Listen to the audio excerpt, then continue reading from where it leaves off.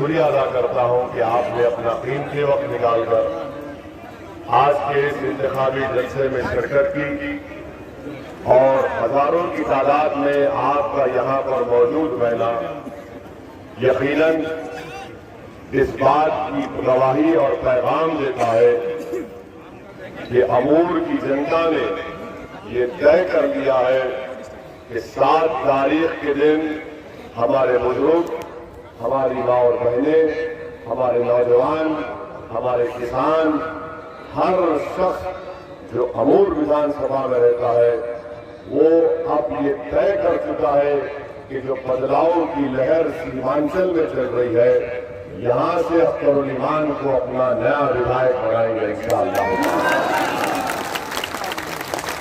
और अमूर की जनता ने फैसला इसलिए लिया क्योंकि अमूर की जनता ने एक बार नहीं, 2 बार नहीं, 3-4 बार नहीं बल्कि 6 मरतबा यहां से कांग्रेस के मौजूदा विधायक को कामयाब किया, जिन्होंने वोट तो हासिल किया अमूर की जनता का, मगर अमूर की जनता का वोट हासिल करने के बाद वो आवाम को, गरीब जनता को भूल गए। वो अपना वक्त अपने घर में सोते हुए गुजार दिए और फिर हमेशा इलेक्शन के वक्त आकर आवाम के सामने आकर वोट की भीख मांगते रहे। हम आपके सामने ये भी बतलाना चाहते हैं कि कल तक आपको ये शिकायत थी कि आपके पास कोई मुतबादिल नहीं है, कोई विकल्प नहीं है जो अमूर की जनता को कांग्रेस से छुटकारा दिला सके। और अमूर की जनता ये खूबसूरती है और उस खूबसूरती को सिर्फ मजलिस इत्तेहादुल मुस्लिमीन समझ सकती है। हम आपके सामने बात कहना जरूरी समझते हैं कि जब हमने कहा कि हम सीमांचल की सरजमीन पर बसने वालों से इंसाफ की लड़ाई है, हम इंसाफ को हासिल करेंगे और इसीलिए हमने कहा कि हम सीमांचल में गुलदस्ता तैयार करेंगे और वो गुलदस्ता में सिर्फ 1 फूल नहीं होगा, 2 फूल नहीं होगा, 3 फूल नहीं होगा, 4 फूल नहीं होगी, बल्कि जब एक गुलदस्ता बनता है तो उसमें मुख्तलिफ फूल लगते हैं, चाहे वो फूल सुरजापुरी के नाम का फूल हो, चाहे वो शेरशाहबादी के नाम का फूल हो, चाहे वो कुलैया का फूल हो, चाहे वो पश्चिमा का फूल हो। हम इन फूलों को जमा करके एक गुलदस्ता बनाना चाहते हैं। जब गुलदस्ता बनेगा तो यही इत्तेहाद की ताकत और कुव्वत के बलबूते पर इंशाअल्लाह ताला सीमांचल से इंसाफ होगा। ये मजलिस इत्तेहादुल मुस्लिमीन की कोशिश है और मैं आपसे वादा कर रहा हूँ कि मैं इस गुलदस्ते को बनाकर रहूंगा इंशाअल्लाह ताला। ये हमारा आपके दरमियान में खड़े होकर एक वादा है और ये कोई सियासी वादा नहीं है, क्योंकि हम जानते हैं कि जंग को जीतने के लिए चाहे वो सियासी जंग हो, सोच की जंग हो, फिक्र की जंग हो, उससे पहले इत्तेहाद पैदा होना जरूरी है। और इत्तेहाद के लिए जरूरी है उन तमाम लोगों को उनका जायज मुकाम मिले और तब जाकर हम जंग पर कामयाबी हासिल कर सकते हैं। इसीलिए हम आपसे वादा कर रहे हैं कि इस गुलदस्ते में मजबूत बनाना है, ये आपकी हमारी जिम्मेदारी है। यकीनन ये जिम्मेदारी असदुद्दीन ओवैसी से शुरू होती है। मैं मजलिस इत्तेहादुल मुस्लिमीन के खादिम के तौर पर आपसे वादा कर रहा हूँ कि ये हमारी सोच है, हम किसी को छोड़ना नहीं चाहते। और आज आप देख रहे हैं कि अख्तरुल ईमान इस फूल का एक बहुत बड़ा, गुलदस्ते का एक बहुत बड़ा फूल है। अख्तरुल ईमान को हराने के लिए दुश्मन में तो इत्तेहाद पैदा हो गया जो कभी आपने नहीं सोचा था, वो कम से कम मजलिस की वजह से तो हो गया।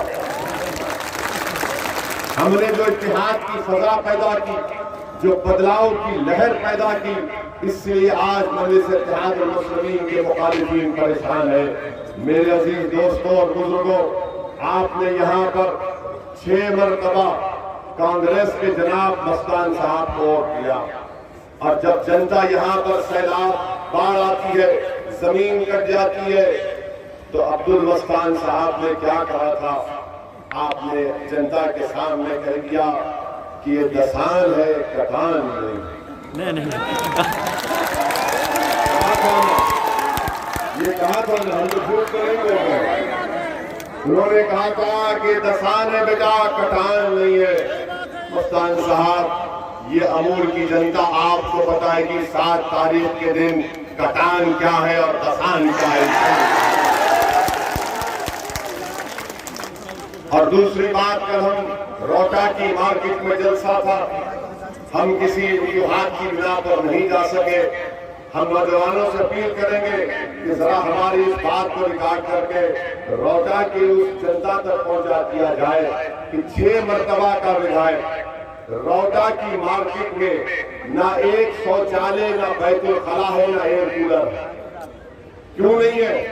वहां पर अगर उसको मार्केट को डेवलप किया जाएगा, उस ट्रैफिक जैम को खत्म किया जाएगा, तो सबसे अहम रोड है रोहटा की मार्केट की रोड। अगर रोहटा की मार्केट को सही किया जाएगा, वहां पर बैतुल खला बनाए जाएंगे, वहां पर शौचालय बनाए जाएंगे, वहां पर मच्छी रखने का इंतजाम होगा, तो वो मार्केट में कारोबार करने वाले, वो मार्केट जो 1 किलोमीटर लंबी मार्केट है, उससे गरीबों को फायदा हो सकता है। मगर जिसको आपने वोट दिया उसने गरीबों का फायदा नहीं सोचा। वो नहीं चाहता था कि गरीब के जेब में पैसा आ जाए, वो ये नहीं चाहता था कि गरीब को ताकत मिले। वो हमेशा गरीबों को अपना गुलाम और अपना नौकर बनाकर रखना चाहता था। हम आपसे कह रहे हैं कि जमहूरियत में अख्तरुल ईमान आपका खादिम होगा, आपका गुलाम होगा, आप हाकिम होंगे, आपके हुक्म पर हम काम करेंगे इंशाअल्लाह। ये मिजाज मजलिस-ए-इत्तेहादुल मुस्लिमीन का है। ये दूसरा मिजाज कांग्रेस का है कि हुरूर और तकब्बुर में डूबकर इस तरह की बातें करते हैं। ये बाढ़ का इलाका है और सीमांचल में महानंदा बेसिन का काम जो आज से 40, 45, 50 साल से रुका हुआ, हम आपसे वादा कर रहे हैं कि महानंदा बेसिन के काम को शुरू कराएंगे इंशाअल्लाह ताला। और महानंदा के ऊपर एक ब्रिज का काम भी कराएंगे जो सीमांचल की सरजमीन पर बसने वालों के लिए बहुत जरूरी है। और वो काम अगर कोई करा सकता है, जो बिहार की विधानसभा में जाकर अगर कोई मुख्यमंत्री की आंखों में आंखें डालकर शेर की तरह ठार सकता है, तो कोई नहीं है सिवाय अख्तरुल ईमान के। इसीलिए हम आपसे अपील कर रहे हैं कि अख्तरुल ईमान को कामयाब करिए। अख्तरुल ईमान न सिर्फ अमूर की जनता की एक बेबाक आवाज बनेगा, बल्कि अख्तरुल ईमान इंशाअल्लाह ताला सीमांचल की सरजमीन पर बसने वाले उन बेजुबानों के दर्द और उनकी तकलीफ की आवाज बनेगा। सीमांचल की सरजमीन पर बसने वाले वो हमारे नौजवान जो लाखों की तादाद में कभी पंजाब, हरियाणा या फिर दिल्ली जाते हैं, उनको रोजगार उन्हीं के गांव में, उन्हीं के क्षेत्र में फराहम करने की कोशिश करेगा। मैं आपसे वादा कर रहा हूं कि बाढ़ आती है, जमीन कट जाती है, तो क्या कभी मस्तान में बिहार सरकार का कानून है, क्या कानून है कि अगर जमीन कटती है तो 5 डिसमिल जमीन आपको मिलना चाहिए या उसके बराबर मुआवजा मिलना चाहिए? क्या कभी मस्तान ने आपको 5 डिसमिल जमीन दिलाई? क्या जमीन के बदले में मुआवजा दिलाया? तो फिर मेरी माँ और बहनों, हम आपसे वादा कर रहे हैं, सरकार का कानून है, अख्तरुल ईमान को कामयाब करिए। खुदा न खास्ता अगर बाढ़ आती है तो हम आपसे वादा कर रहे हैं कि बाढ़ आने से पहले तटबंध का काम होगा, और उसके साथ अगर पानी आता है, जमीन करती है, तो हुकूमत के कानून के मुताबिक अमूर की सरजमीन पर बसने वालों को एक एक आदमी को 5 डिसमिल जमीन मिलेगी, या उसके बदले उसको पैसा दिलाने का काम अख्तरुल ईमान और जमीन करेगा। यहाँ पर आप जानते हैं कि अस्पताल, स्कूल कुछ नहीं है, गरीबी है, बहुत बड़ी तादाद में लोग परेशान रहते हैं। ये कब हल होगा? जब आप एक नेक आदमी को यहां से अपना एमएलए, विधायक बनाकर बिहार की विधानसभा में असेंबली में ले जाएंगे। मैं डरने वालों में नहीं हूं, बल्कि मैं अभी सुना अख्तर भाई कह रहे थे, और हमको सुबह में कोई अखबार की हेडिंग भी दिखाया गया कि किशनगंज में कल राहुल गांधी का जलसा हुआ, और जलसे में राहुल गांधी की मौजूदगी में जनाब मस्तान साहब ने कहा कि असदुद्दीन ओवैसी के हाथ और पैर काटकर हैदराबाद भेजा गया। अब आप बताइए कि हम पिछले 5 साल से आ रहे हैं, हमने कभी भी नफरत की गुफ्तगू नहीं की। आज भी हम आपसे कह रहे कि वोट दो, और हम बदले की बात नहीं कर रहे। हम आवाम को जो धोखा हुआ, जो फरेब आवाम से हुआ कि जिसको आपने 35 साल कामयाब किया, वो आपके उम्मीदों पर नहीं उतरा, उसने आपके पीठ पर खंजर घोंपा। इसलिए हम आपसे कह रहे हैं कि जमहूरियत में सीमांचल के इंसाफ के लिए आपको अपनी पार्टी के उम्मीदवार को कामयाब करना है।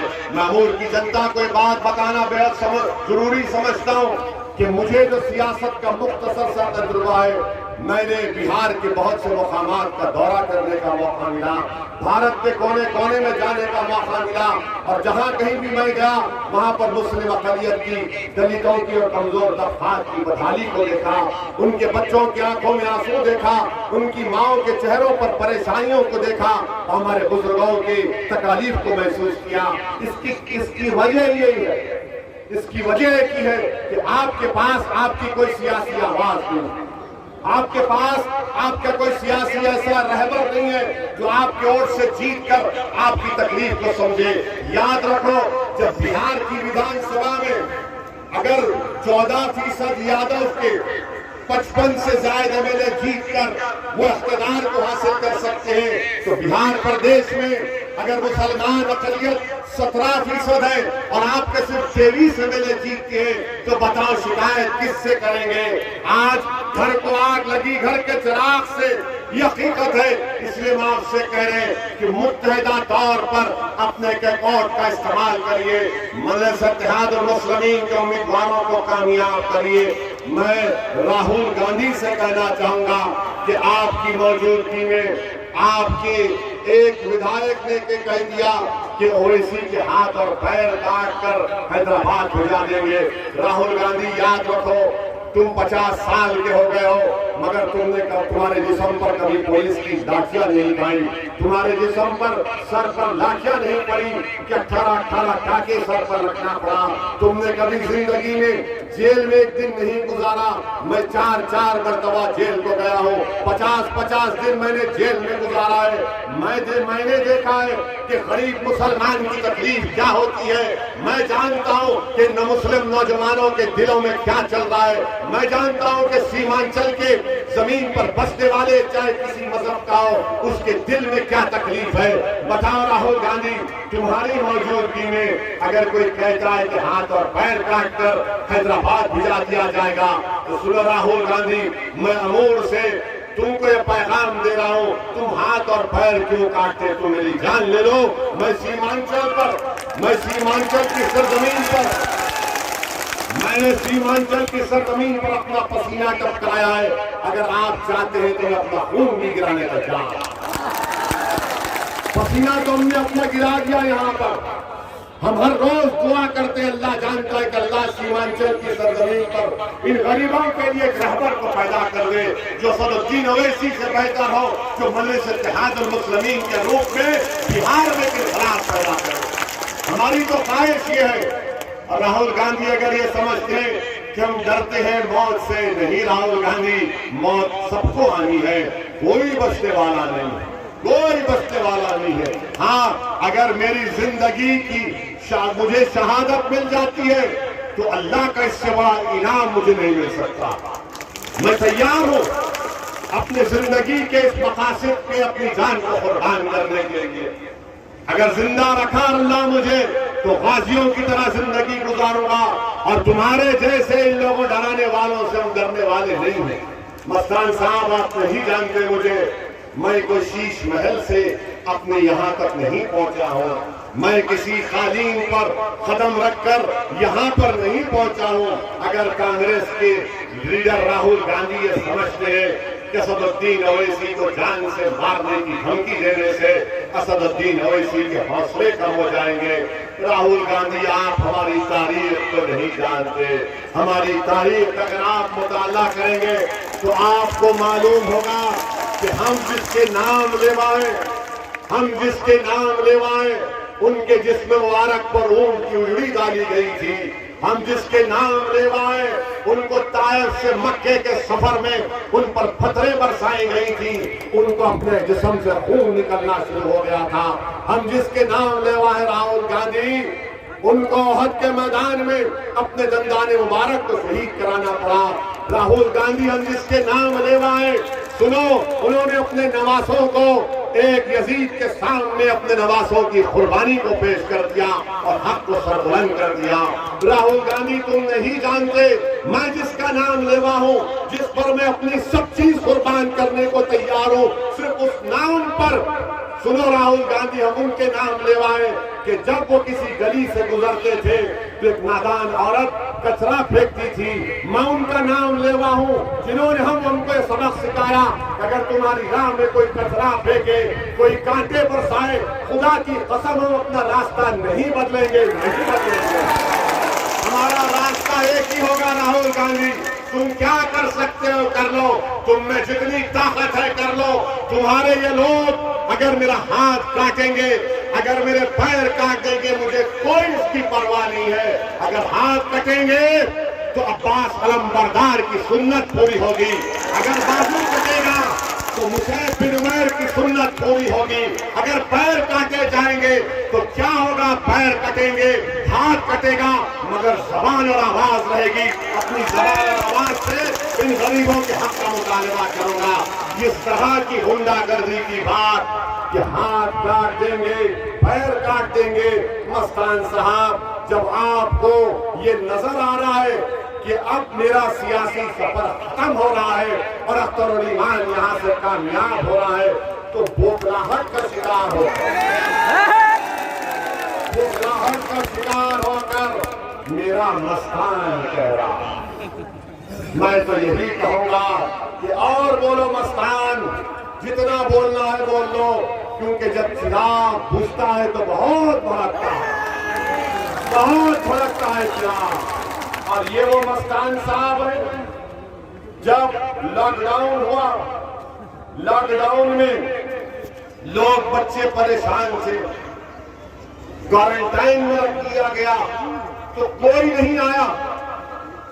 बच्चे पंजाब हरियाणा से किशनगंज के क्वारंटाइन में थे, कौन गया? अख्तरुल ईमान गया और बच्चों से मुलाकात करने के लिए।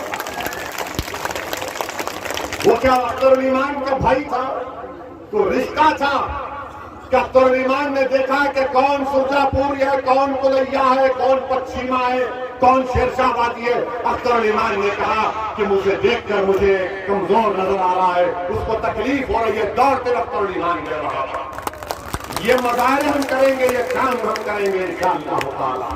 मेरे अजीज दोस्तों और बुजुर्गों, दूसरी तरफ जेडीयू के उम्मीदवार हैं। हम कल ऊंचा दामन में तकरीर कर रहे थे, तो दोनों को क्या कहते, गोलटू,